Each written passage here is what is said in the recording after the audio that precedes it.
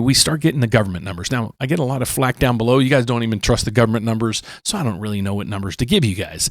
So without further ado, let's get to home prices. Okay, so we just had breaking news right now, June 3rd. We had the economist, and here's what you guys are going to say.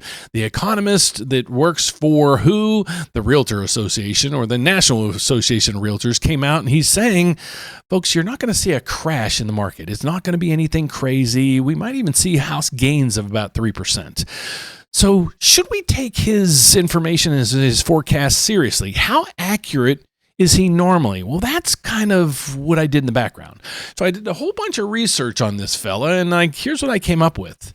Here's the data. Here's his forecasts. And here's what really happened. We're going to go all the way back to 2017 so you guys can see how his forecast came out. So let me get my head out of the way for a second so you can see the whole screen. So here we go. So in 2017, this young fella, he said the forecast in number of home sales, he forecasted 5.4 million homes would sell. It came in at 5.5. He also said home prices would increase by 4%.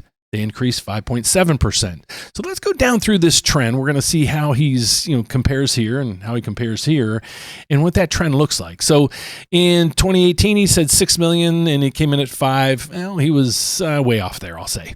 2019, 6 million and it came in at 5. So I'll say that was off as well.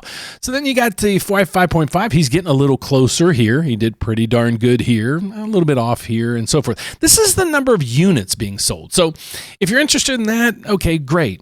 Let's see how he does on predicting what the prices are going to do. Is he normally way over skewed? Because the first thing you're going to say is, well, he works for the Association of Realtors, so he's going to give us all this, rosy data to make everything look good. Now, let's look at the numbers. So here's the appreciation. So in 2017, this young man said the house prices would appreciate 4%. They came in at 5.7.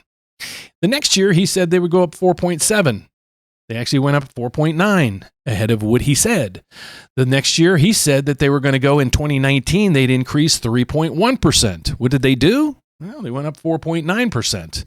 2020, this is when a lot of people were getting a little scared there. They said house prices would go up 2.7%. It went up 9%.